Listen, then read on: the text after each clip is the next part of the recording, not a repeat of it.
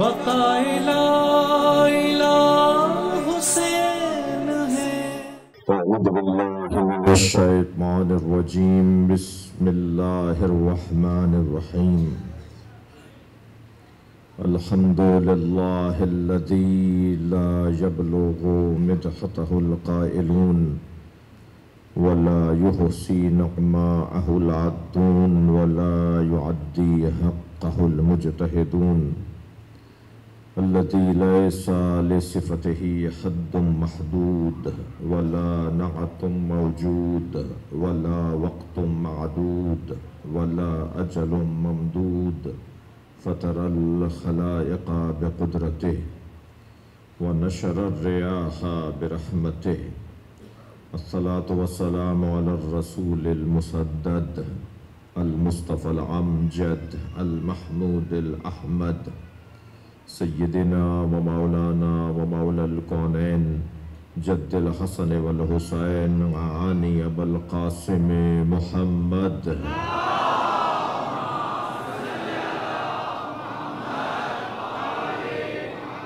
وآلہ الطیبین الطاہرین المعصومین الذین قال اللہ انما یرید اللہ لیذہب عنکم الرجس اہل البیت ویطہرکم تطہیرا۔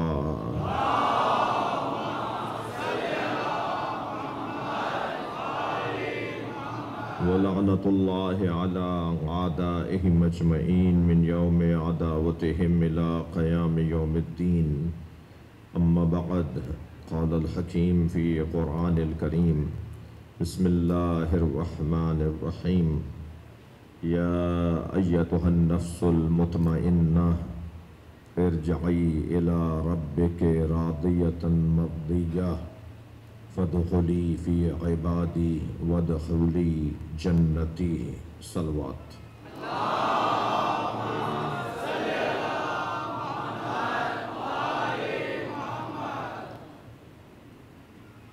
سورہ مبارکہ الفجر کی آخری آیت، یہ وہ سورہ ہے کہ جو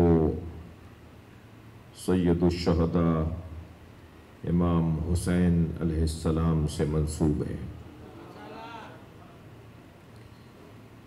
جو سورہ الفجر کی تلاوت کثرت سے کرے گا، اللہ قیامت میں اسے حسین کے ساتھ محشور کرے گا۔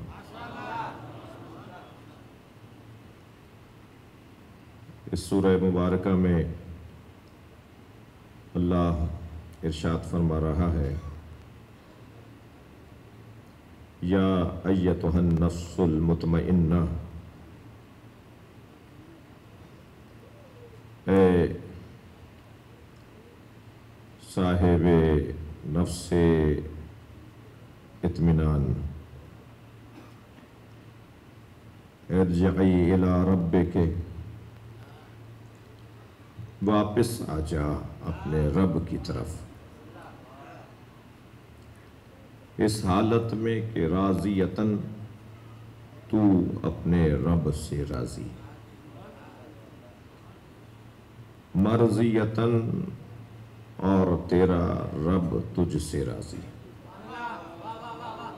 فادخلی فی عبادی، پس داخل ہو جا میرے خاص بندوں میں، وادخلی جنتی، اور داخل ہو جا میری جنت میں۔ یہ آیہ کریمہ کا ایک محاوراتی اور سادہ اور سامنے کا ترجمہ۔ اس آیہ کریمہ میں اللہ نے صاحب نفس مطمئنہ کو یاد کیا ہے، انتہائی متورک مجمع۔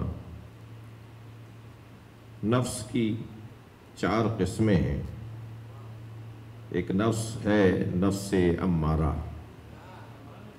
ایک نفس ہے نفس لوامہ، ایک نفس ہے نفس ملہمہ، اور ایک نفس ہے کہ جس کی خدمت میں ہم حاضر ہیں، وہ ہے نفس مطمئنہ۔ البتہ میں اپنے محترم مجمع کو متوجہ کروں کہ سورہ مبارکہ یوسف میں اللہ نے ایک اور نفس کو بھی یاد کیا ہے، اور وہ نفس ہے نفس مسولہ، نفس امارہ۔ اس نفس کو کہا جاتا ہے کہ جو اپنی فطرت سے باہر چلا جائے۔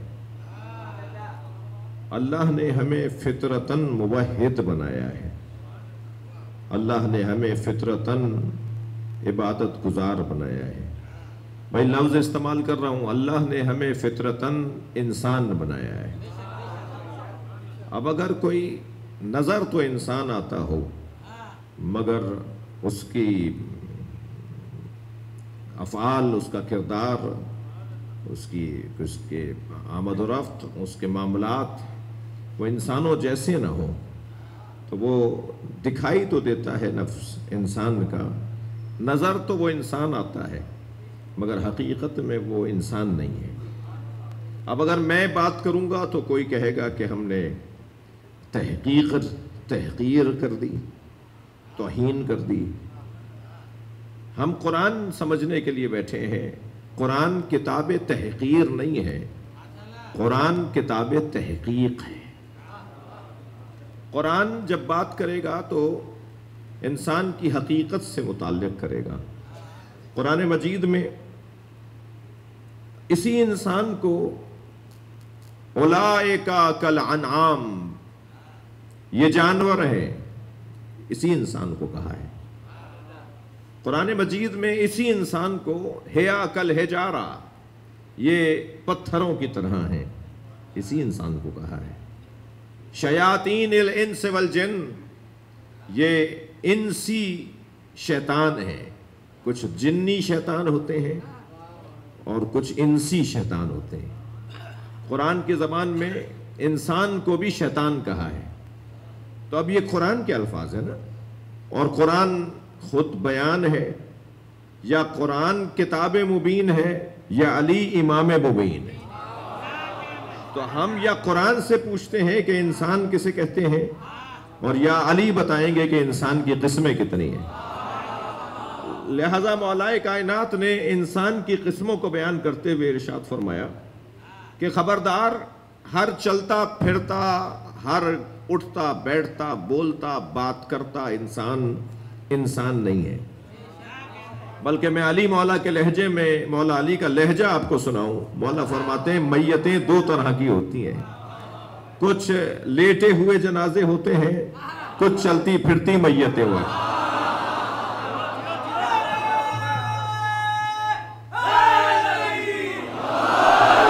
ضروری نہیں ہے کہ جو چل پھرتا نظر آ رہا ہو وہ زندہ بھی ہو، بلکہ علی اسے مردہ بولتے ہیں جس کا ضمیر مر چکا ہو، جس کا احساس مر چکا ہو، جس کا وہ اندر کا حقیقت بشریہ ختم ہو چکی ہو، وہ زندہ نہیں ہے۔ جی، افقی میتیں بھی ہیں، کچھ عمودی میتیں بھی ہیں، کچھ لیٹے ہوئے جنازے بھی ہیں، کچھ کھڑے ہوئے جنازے بھی ہیں۔ تو خبردار، ہر شخص جو متحرک ہو وہ زندہ نہیں ہے۔ بس زندگی علی کی لغت میں احساس کو کہا جاتا ہے، زندگی علی کے لغت میں فطرت کی بیداری کو کہا جاتا ہے۔ جس کے ہاں یہ مادہ ہی ختم ہو جائے کہ گناہ گناہ ہے، جرم جرم ہے، برائی برائی ہے، جسے برائی محسوس نہ ہو، وہ علی کی زبان میں زندہ نہیں ہے۔ تو بس ان مجلسوں کا ایک اثر یہ ہے، ان مجلسوں کا ایک نتیجہ یہ ہے کہ کیا کریں کہ معاشرہ مرنے نہ پائے۔ معاشرے کو مرنے سے بچانے کا ایک ذریعہ یہ ہے کہ ان کے نام پر جمع ہو جاؤ جنہیں اللہ نے زندہ کہا ہے۔ صلوات پڑھیں محمد و آل محمد۔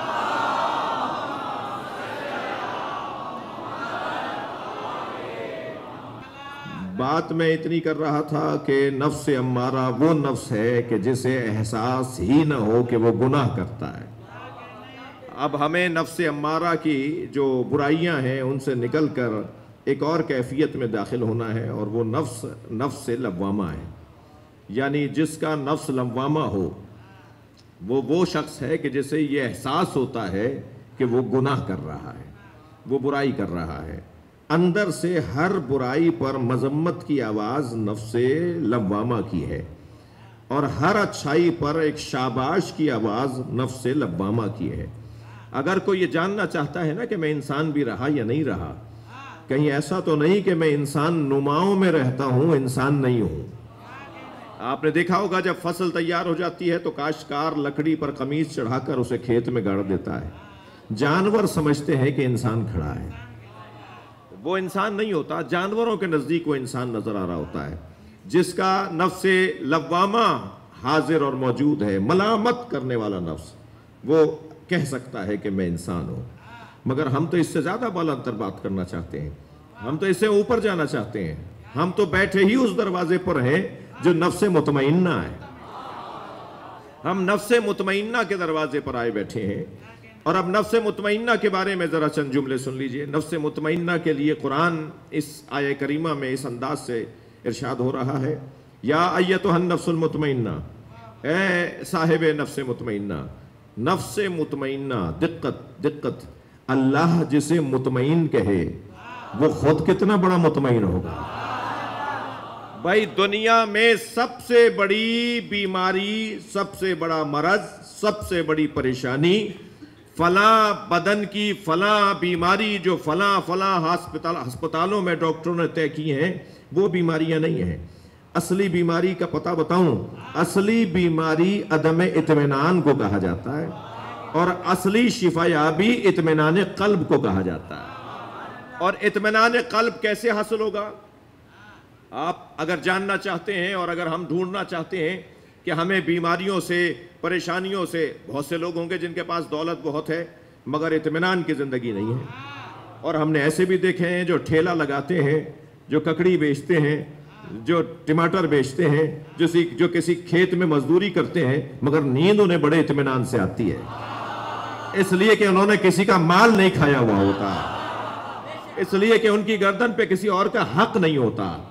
تو کیا کریں کہ ہمارا نفس بھی نفس مطمئنہ ہو جائے؟ نفس مطمئنہ اپنا نفس قرار دینے کا ایک واحد روشن واضح ذریعہ یہ ہے کہ اس کے دروازے پر آ جاؤ جو صاحب نفس مطمئنہ ہے. اللہ کے وجود پر دلیلیں تو انگنت ہیں. اللہ ہے یہ دلیل، اللہ ہے وہ دلیل، اللہ ہے ایسے سمجھو. لیکن اللہ کے وجود پہ سب سے بڑی دلیل عصر عاشور حسین ابن علی کا اطمینان. اتنے بڑے بڑے مصائب کا سامنا، اتنی بڑی بڑی مشکلات کا سامنا، مگر تمام تر مشکلات اور پریشانیوں کے بعد جس کے چہرے پر اطمینان، جس کے رخساروں پر سرخی، جس کا دل مکمل اطمینان کے ساتھ، جو ہر ایک مصیبت پر اللہ کا شکر ادا کر رہا ہو، جو ہر ایک جنازے پر اللہ کی تسبیح پڑھ رہا ہو، یہ دلیل ہے کہ وہ صاحب نفس مطمئنہ ہے. ارشاد ہو رہا ہے، اے نفس مطمئنہ ارجعی، واپس آ جا. دیکھیے جو رجوع ہے نا اللہ کی طرف، جانا تو سب کو ہے. پہلے تو آج طے کر لیجئے کہ کوئی یہاں رہنے کے لیے نہیں آیا. ہم یہاں کے ویسے ہیں بھی نہیں. ہمارے جد حضرت آدم زمین کے رہنے والے نہیں تھے، انہیں تو کہیں سے زمین پر بھیجا گیا تھا. اور جو کہیں سے آئے اس کے پلٹنے کو در حقیقت اس کی زندگی کا حاصل کہا جاتا ہے. بہت سادہ اور سیدھی سی بات ہے. آپ اس امام بارگاہ کے رہنے والے نہیں ہیں. اگر آپ کے برابر میں بیٹھا ہوا شخص آپ کو یہ خبر دے کہ آپ کو بلایا جا رہا ہے، کہہ رہے ہیں کہ واپس آ جاؤ، یہ واپس آ جاؤ کے اندر پیغام ہے کہ آپ یہاں کے نہیں ہیں. جب کہا جاتا ہے انا للہ و انا الیہ راجعون، ہم اللہ ہی کے لیے ہیں اور اسی کی طرف پلٹ کر واپس جائیں گے، تو یہ جو واپس جانے والا مطلب ہے نا، یہ دو عنوانوں سے یاد کیا جائے گا. واپس جانے میں ایک مطلب تو یہ ہے، ایک انداز تو یہ ہے کہ تمہیں اختیار ہے جب آ جاؤ، جب چاہو آ جاؤ. تو یہ جو رجوع ہے نا اللہ کی طرف، یہ اختیاری ہے یا اجباری ہے؟ ثم الینا ترجعون، ہم ان سب کو واپس لائیں گے. ہم اپنی مرضی سے نہیں جائیں گے.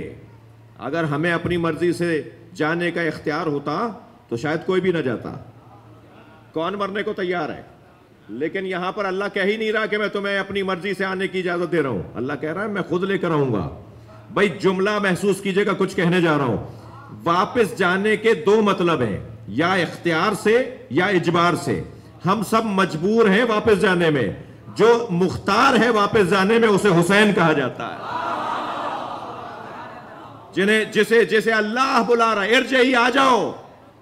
اب اللہ یہ نہیں کہہ رہا میں لے کر آ رہا ہوں. یہ واپس آئیں گے اپنی مرضی سے آئیں گے. یہ موت اختیاری, یہ واپس جانے پر اختیار. یہ وارث آدم, یہ وارث نوح, یہ وارث ابراہیم, یہ وارث موسیٰ علیہ السلام, یہ وارث عیسیٰ علیہ السلام. پڑھا نا آپ نے زیارت وارثہ میں کہ وارث انبیاء کون ہے؟ اللہ نے انبیاء کرام کو موت اختیاری کا یہ مقام عطا کیا ہے. لینے آ گئے تھے فرشتے حضرت نوح کو, کہنے لگے کل چلیں گے جی.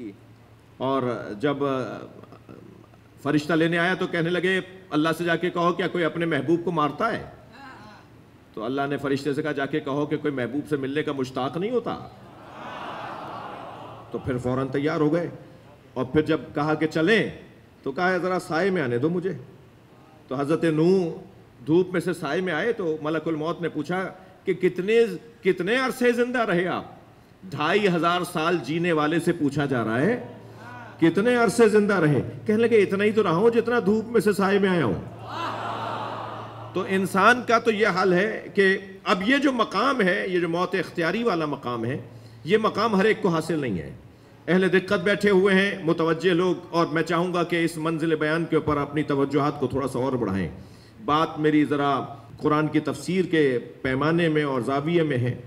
یا ایتھا النفس المطمئنہ, اے صاحب نفس مطمئنہ, ارجعی الی ربک, اپنے رب کی طرف پلٹا. اب جو اپنے رب کی طرف پلٹا کس حالت میں؟ راضیتن, تو اپنے رب سے راضی ہے. بھائی یہاں تو معاملہ یہ ہے کہ رب ہم سے راضی ہو. یہ کون ہے جو رب سے راضی ہو رہا ہے؟ یعنی کس درجے کا یہ باکمال وجود ہے, کس درجے پر فائز وجود ہے جو پہلے رب سے راضی ہوتا ہے پھر رب اس سے راضی ہوتا ہے. یعنی پہلے یہ مصیبتوں پہ راضی ہوگا, پھر اللہ اس کی ابدیت پہ راضی ہوگا. یا اللہ جو تو میرے لیے تقدیر قرار دے رہا ہے میں اس پہ راضی ہوں. اب یہ پہلے اپنے رب سے راضی ہے, پھر رب اس سے راضی ہے. راضیتن مرضیہ, فادخلی فی عبادی, پس میرے خاص بندوں میں داخل ہو جا. یہ خاص بندہ ہے کون؟ اب یہ بیان کا وہ مرحلہ آیا ہے کہ جس پہ آپ کی توجہات میرے لیے قابل قدر ہیں. یہ خاص بندہ کون ہے؟ خاص بندہ کون ہے اس کی تلاش میں اگر ہم نکلیں تو ایک وقت درکار ہے. میں ایک جلوہ آپ کو دکھانا چاہتا ہوں کہ اللہ کا خاص بندہ کون ہے. ارشاد حضرت احدیت ہو رہا ہے, سبحان الذی اسری بعبدہ, بابرکت ہے وہ ذات جو اپنے بندے کو لے گئی. اب یہ جو اپنے بندے کو لے گئی, یہ جو بندہ یعنی معراج پہ جاتا وہ ہے جو اللہ کا بندہ ہو. سرکار معراج پر جا رہے ہیں ابدیت کی منزلوں کی وجہ سے. بھائی آپ کی توجہ میرے ساتھ ہے, میں کچھ اور بھی کہنا چاہوں گا. نبی کے دو رشتے ہیں, نبی یا رسول ہیں یا اللہ کے بندے ہیں. سرکار دو جہاں ابدیت کی منزل پر فائز ہیں اور رسالت کی منزل پر فائز ہیں. جب وہاں سے یہاں کا رشتہ دیکھا جائے تو اسے رسالت کہا جاتا ہے, اور جب یہاں سے وہاں کا رشتہ دیکھا جائے تو اسے ابدیت کہا جاتا ہے. آپ تشہد میں نبی کے کون سے رشتے کو پہلے بیان کرتے ہیں؟ اشہد ان محمدن عبدہ و رسولہ, میں گواہی دیتا ہوں کہ محمد اللہ کے بندے ہیں. یہ جو بندگی ہے یہ رسالت سے بڑا درجہ ہے. جب بندگی کی معراج ہونے لگے تو اسے معراج مصطفیٰ کہا جاتا ہے. میں لفظ اور بدل کے کہوں کہ جب نبی یہاں سے وہاں جائیں تو یہ بندگی کہلائے, اور اللہ جب حسین کے کربلا کو اپنی جنت بنا دے تو یہ حسین کی بندگی کہلائے. صلوات پڑھیں محمد و آل محمد.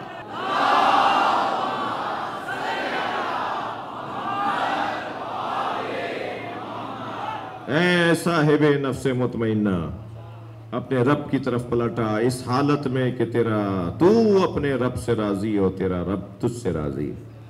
وَادْخُلِي فِي عَبَادِي وَادْخُلِي جنتی، آپ نے آیہ کریمہ میں جنتی کا لفظ قرآن مجید کی اس آیت میں اور کہیں شاید ہی دیکھا ہو۔ اللہ اپنی جنت کی بات کر رہا ہے، اللہ اپنی جنت کی بات کر رہا ہے۔ آپ جب اپنے پرسکون ماحول والے گھر میں جاتے ہیں نا تو آپ کہتے ہیں وہ میری جنت ہے۔ آپ جب ایسی جگہ کہیں چلے جاتے ہیں جہاں آپ کو اچھا لگتا ہے تو وہ آپ اپنی جنت کہتے ہیں اسے، وہ آپ کی جنت ہوتی ہے۔ میں اپنے محترم مجمع کو دعوت دے رہا ہوں، ذرا کربلا ضرور جانا۔ جب آپ کربلا جائیں گے نا تو آپ کو لگے گا جیسے جنت میں آ گئے ہو۔ صلوات پڑھیں محمد و آل محمد۔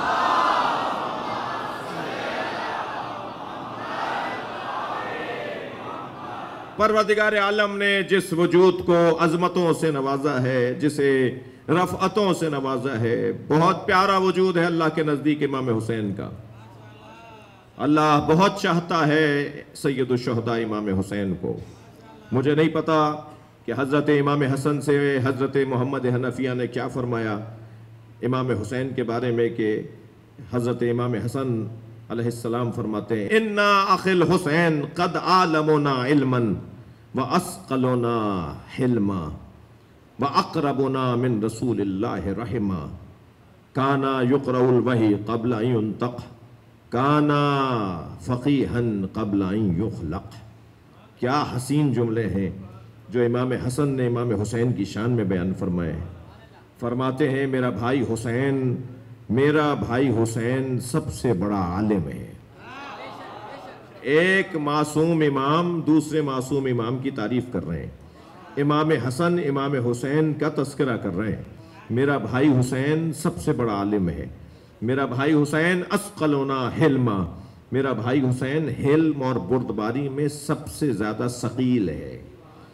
کانا اقربنا من رسول اللہ رحمہ، میرا بھائی حسین رسول اللہ کی نسبت سب سے زیادہ قرب رکھتا ہے۔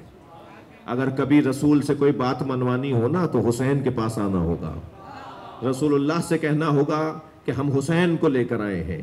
رسول اللہ کبھی حسین کی بات کو ٹالتے نہیں ہیں۔ عزیزو، اس حسین ابن علی کہ جس کے لیے عظمتوں ہی عظمتوں کا عنوان ہے، بندگی اگر سمجھنی ہے تو وہ امام حسین سے سمجھنی ہوگی۔ فرماتے ہیں الہی لا تحتاجو دلیلا علی وجودک، یا اللہ تیرے وجود پر کسی دلیل کی ضرورت نہیں ہے، تیرا وجود خود تیرے وجود پر دلیل ہے۔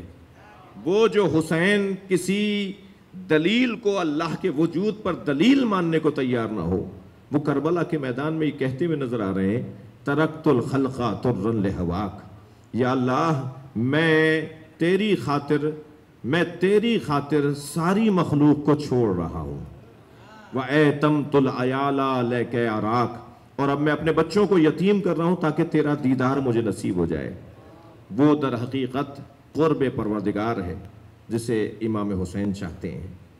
عزیزو، ہم اس مملکت خداداد پاکستان میں سنی شیعہ کسی بھی دین دھرم کے ماننے والے ہوں، ایک بات پر مشترک اور متفق ہے کہ ہم سب کو اپنے آپ اور اپنی ذات کی بہتری کے لیے ان مثالی شخصیتوں کو نمونہ عمل بنانا ہوگا جن مثالی شخصیتوں کو دیکھ کر انسان خود کو بہتر کر سکے۔ ہم سب محتاج ہیں کہ کوئی ہماری رہنمائی کرے، اور اللہ نے ہماری رہنمائی کے لیے جو وجود قرار دیے ہیں ان میں ایک حسین اور جمیل اور ایک لازوال وجود امام حسین کا ہے۔ امام حسین وہ کہ جس کے نام نامی پر پتھر دل بھی موم ہو جاتے ہوں، جس کا نام سن کر انسان آمادہ ہو جاتا ہو کہ ہمیں حسین کے اللہ کو سمجھنا ہے، اور وہ حسین جس سے محبت کا اظہار، جس سے پیار کا اظہار سنت مصطفیٰ ہو۔ اللہ جسے پسند کرتا ہے اس کے دل میں حسین کی محبت ڈال دیتا ہے۔ یا اللہ میرے حسین کو چاہنے والے کبھی اس دنیا اور اس آخرت میں پریشان نہ ہوں۔ یہ نبی مکرم کی وہ دعائیں ہیں جو آپ نے حسین کے چاہنے والوں کے لیے کی ہیں۔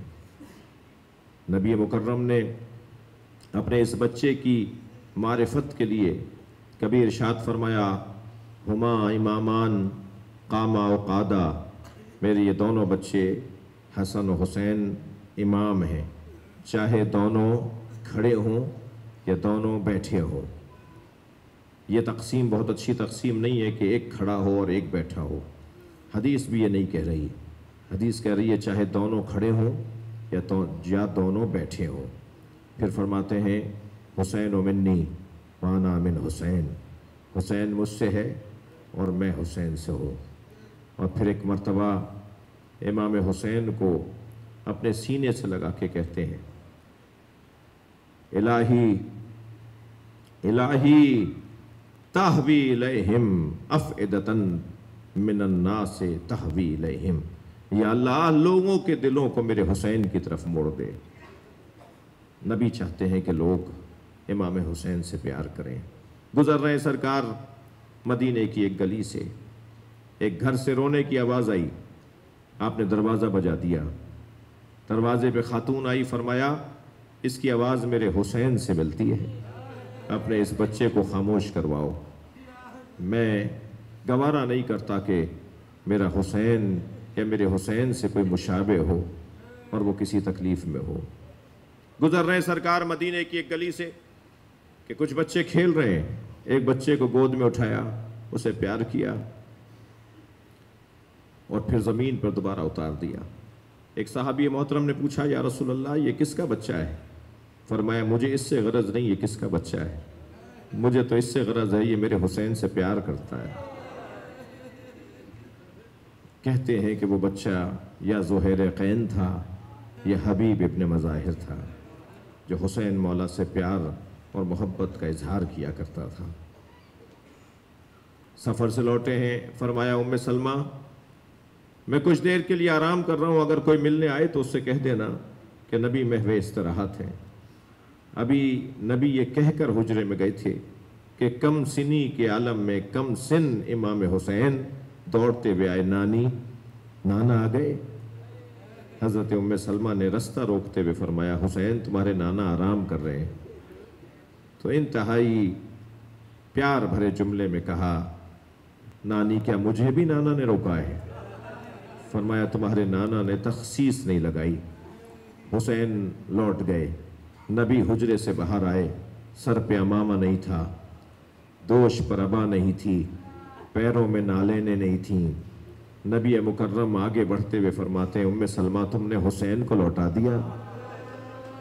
آگے بڑھ کر امام حسین کو اپنی آغوش میں لیا، پیار کرتے ہوئے اپنے حجرے میں لے گئے۔ بی بی فرماتی ہے کچھ دیر کے بعد نبی کے رونے کی آواز آئی۔ میں جو حجرے میں گئی تو میں نے کیا دیکھا کہ نبی نے حسین کا کرتا اتارا ہوا ہے اور حسین کے سینے کو اپنے سینے سے لگایا ہوا ہے اور روتے ہوئے فرما رہے ہیں، ام سلمہ مجھے ابھی جبریل نے آ کے بتایا ہے میرے اس حسین کو کربلا میں بھوکا پیاسا مارا ہے۔ اجر و کمل اللہ، اجر و کمل اللہ۔ آپ کی آوازیں بلند ہو رہی ہیں، اللہ آپ کو اجر و ثواب عطا فرمائے۔ میرے اس حسین کو کربلا میں بھوکا اور پیاسا مارا جائے گا۔ عجب نہیں، نبی مکرم نے فرمایا یہی وہ سینہ ہوگا جس پہ گھوڑے دوڑیں گے۔ لبہائے مبارک پر بوسہ دیتے ہوئے فرمایا میرے حسین کے ان لبوں کی توہین کی جائے گی۔ بڑا پیار ہے، بہت پیار ہے نبی مکرم کو اپنے حسین سے۔ حسین مولا کربلا کے میدان میں آ گئے، نبی کا دین بچانے کے لیے، نبی کا پیغام پہنچانے کے لیے۔ اہتمام بھی خوب کیا ہے فرزند رسول نے کربلا کے لیے۔ تنہا نہیں آئے ہیں، اپنے ساتھ زینب بی بی کو بھی لے کر آئے۔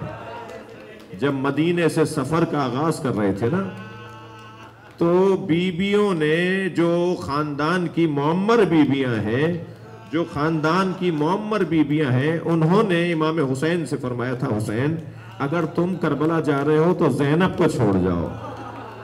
تو امام حسین نے فرمایا تھا اماں اللہ زینب کے ذریعے اپنا دین محفوظ کرنا چاہتا ہے.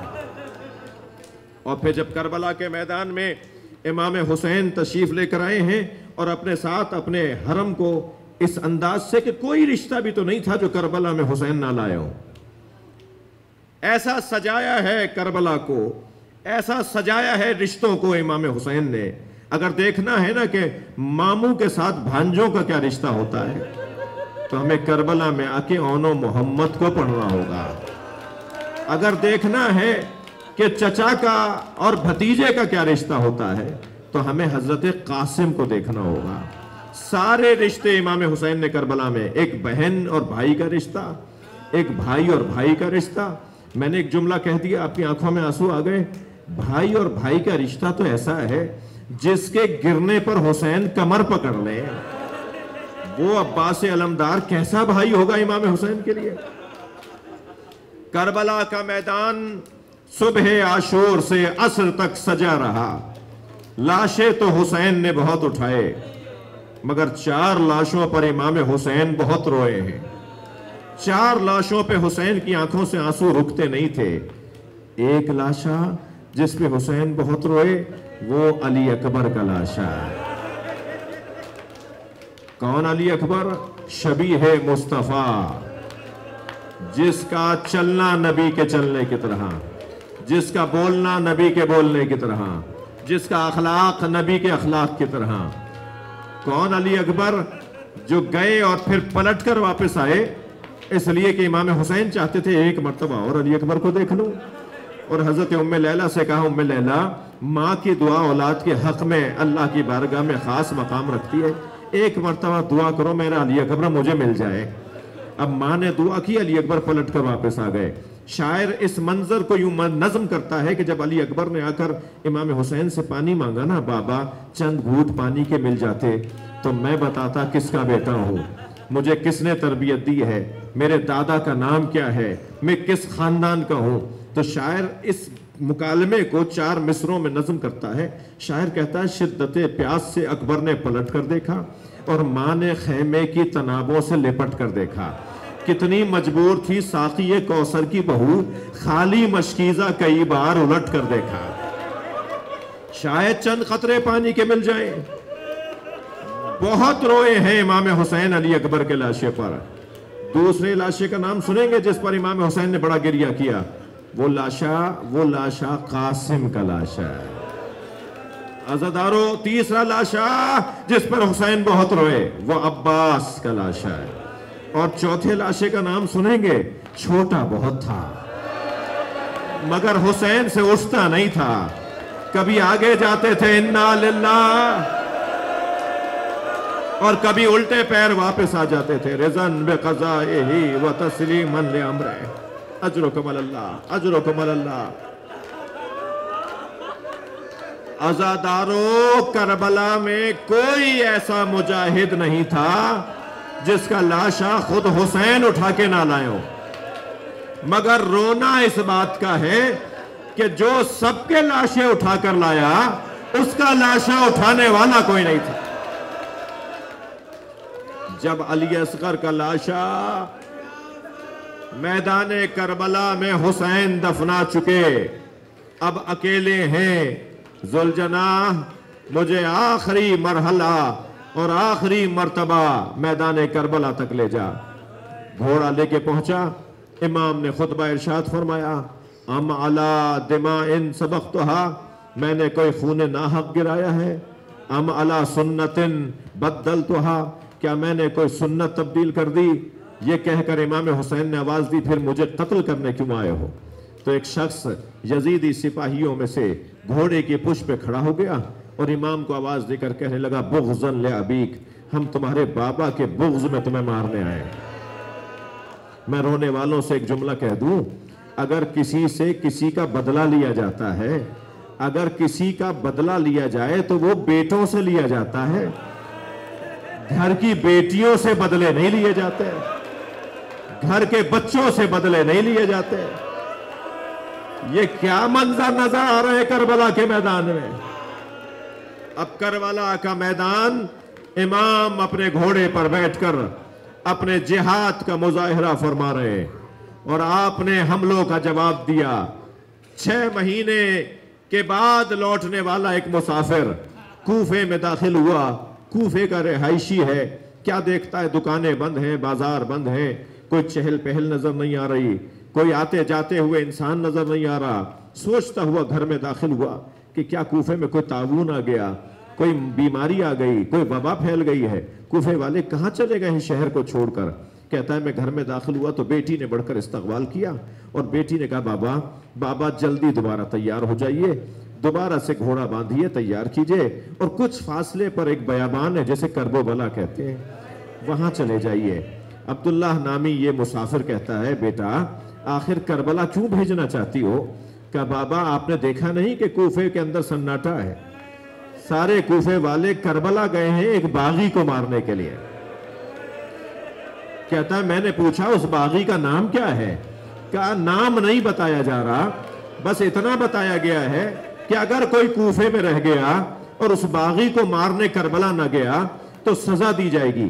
بابا کہیں مخبری نہ ہو جائے اور آپ کو گرفتار کر کے سزا نہ دی جائے، جلدی تیاری کیجئے اور جا کے باغی پہ تلوار چلائیے۔ عبداللہ کہتا ہے مجھے سمجھ میں نہیں آ رہا تھا یہ باغی کون ہے جسے مارنے کے لیے ہمیں ایسے بھیجا جا رہا ہے۔ کہتا ہے میں پھر گھوڑا تیار کر کے نکلنا چاہتا تھا، رخصت کرتے ہوئے بیٹی نے کہا بابا جنگ پر جا رہے ہیں اور جنگوں میں مال غنیمت بھی ملتا ہے، اگر مال غنیمت میں یمنی پتھر مل جائے تو میرے لیے ضرور لے آئیے گا، میں گلے کا ہار بنانا چاہتی ہوں، میں کچھ زیور بنانا چاہتی ہوں۔ عبداللہ کہتا ہے میں جب گھر سے نکلا بیٹی کو رخصت کر کے تو محرم کا مہینہ شروع ہو چکا تھا، اور میں جب کربلا پہنچا تو عصر عاشور کا دن تھا، دن عاشورے کا تھا، وقت عصر کا تھا۔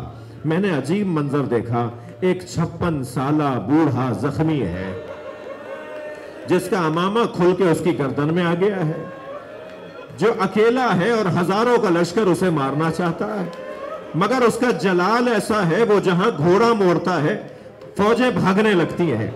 میں نے ایک بھاگتے ہوئے سپاہی سے کہا تم ایک آدمی سے ڈرتے کیوں ہو؟ تم تو ہزاروں کی تعداد میں ہو۔ تو وہ بھاگتے ہوئے کہنے لگا تمہیں نہیں پتا اس کے ایک بھائی کا نام عباس تھا۔ عبداللہ کہتا ہے پھر مجھے سمجھ میں نہیں آیا کہ آخر یہ ہے کون، مگر کہتا ہے مجھے اتنا پتا تھا کہ اسے مار دوں گا تو جنگ ٹھنڈی پڑ جائے گی، جنگ ٹھنڈی پڑ جائے گی۔ کہتا ہے کہ میں نے کمین گاہوں سے رستہ لیا، اس کے گھوڑے کے چند ذرا کے فاصلے پر آ گیا، میں نے تلوار نکال کر ارادہ کیا کہ اس پہ حملہ کروں، ابھی میں نے سوچا ہی تھا کہ اس پہ حملہ کروں، اس نے مڑ کر مجھے دیکھا اور کہا عبداللہ قریب آؤ۔ کہتا ہے پہلے تو میں گھبرایا یہ کون ہے جو میرے نام سے مجھے جانتا ہے، جب میں رکا تو پھر ان کی آواز آئی عبداللہ قریب آؤ۔ مجھے گھبراہٹ بڑھنے لگی تو انہوں نے ہاتھ سے انگوٹھی اتاری اور کہا یہ عقیق یمنی ہے، اپنی بیٹی کو جا کے دینا، میں باغی نہیں ہوں، میں نبی کا نواسا حسین ہوں۔ عبداللہ نے جیسے ہی پہچانا کہ یہ حسین ابن علی ہے، مولا حکم کریں میں آپ کے کیا کام آ سکتا ہوں؟ آواز آئی عبداللہ واپس چلے جاؤ۔ کہ مولا میں آپ کو تنہا چھوڑ کر واپس کیسے چلا جاؤں؟ کہ عبداللہ واپس چلے جاؤ، کچھ دن بعد میری زینب آئے گی، اسے کچھ چادریں لا کر دے دینا۔ کربلا کا میدان، حسین گھوڑے پہ ڈگمگانے لگے، دائیں گرنے لگتے ہیں زین پکڑ کے سنبھلتے ہیں، بائیں گرنے لگتے ہیں زین پکڑ کے سنبھلتے ہیں، اور روایت کہتی ہے کہ جہاں گرنے لگتے ہیں وہاں اشارہ کر کے کہتے ہیں لا واللہ لا واللہ، مجھے نہیں چاہیے، مجھے نہیں چاہیے۔ کون کیا دے رہا تھا حسین کو جو حسین لینا نہیں چاہتے تھے؟ ذرا معرفت کی نگاہوں سے دیکھا جائے، آگے بڑھ کے زہرا کہتی تھی میری گود میں آ جاؤ، اور حسین کہتے تھے اماں یہ میرا امتحان ہے، مجھے خود گھوڑے سے گرنے دیجئے۔ آواز دی ذوالجناح اب تیری پشت پہ مجھ سے بیٹھا نہیں جاتا۔ گھوڑے نے گھٹنے ٹیک دیے، حسین زین سے زمین کی طرف آئے، آواز آئی کوئی ذوالجناح کو تیر نہ مارے۔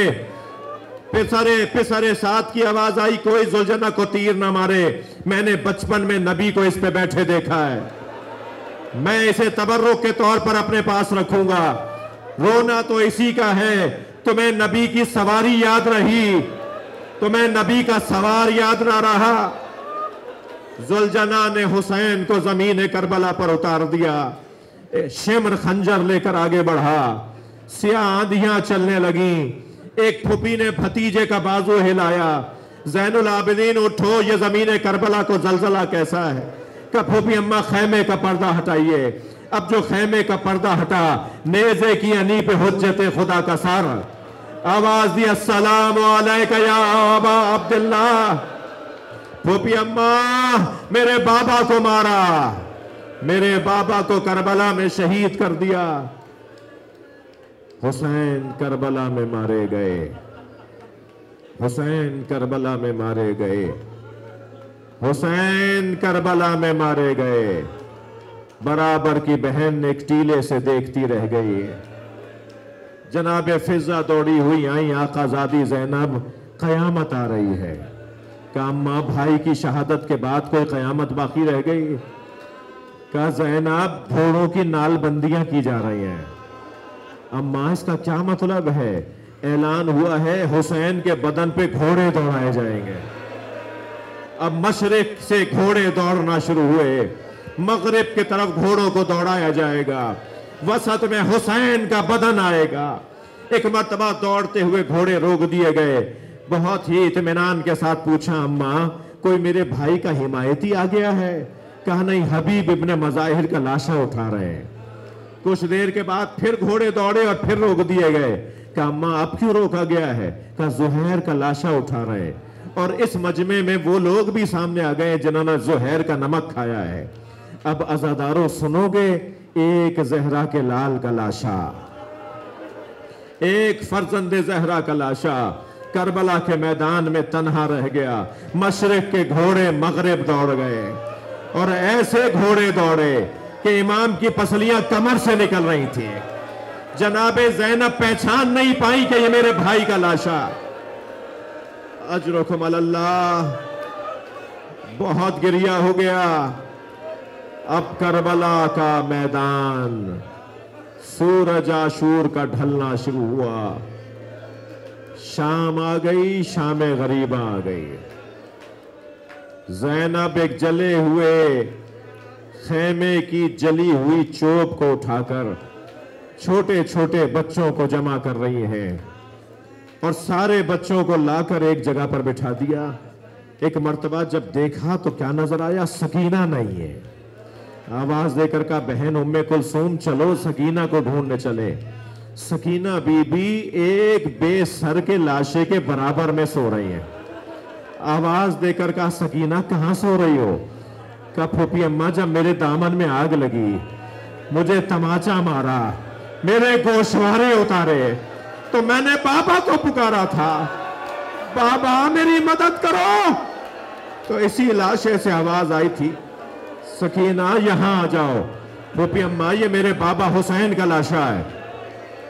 बच्ची को गोद में उठाया, लाके वहां बिठाया जहां सारे बच्चे बैठे हुए थे। रोने वालों, मुझे नहीं पता कि शाम गरीबा में पानी कहां से आया, मेरी तहकीक नहीं है कि शाम गरीबा में पानी कहां से आया, मगर सबने लिखा है कि पानी भी आया, खाना भी आया। जनाबे ज़ैनब ने पहले बच्चों को पानी पिलाया, जब कूजा भर के सकीना को दिया ना, सकीना पानी पी लो। कितने पहर की प्यासी बीबी है, कितने वक्त की प्यासी बच्ची है। अदब कुर्बान हो अहले बैत के बच्चों पर। फरमाया, फूफी अम्मा आप भी तो प्यासी हैं। फरमाया, सकीना पहले बच्चे पानी पीते। बस ये सुना, कूजा उठाया, अंधेरे बयाबान में जाने लगी। पीछे पीछे जनाबे ज़ैनब बढ़ी। सकीना कहाँ जा रही हो? कहा, फूफी अम्मा अभी आपने कहा पहले बच्चे पानी पीते, मेरे बाबा मेरे भाई अली असगर को पानी पिलाने ले गए थे, मैं अपने भाई को पानी पिलाने जा रही हूं। करबला की ये रात, ये शाम गरीबा की रात, इमाम सज्जाद ने एक सजदे में काट दी। शुक्रन शुक्रा हक्कन हक्का, या अल्लाह तूने अहले बैत को इस काबिल जाना। الا لعنت اللہ علی قوم الظالمین فسیعلم الذین ظلموا ای منقلب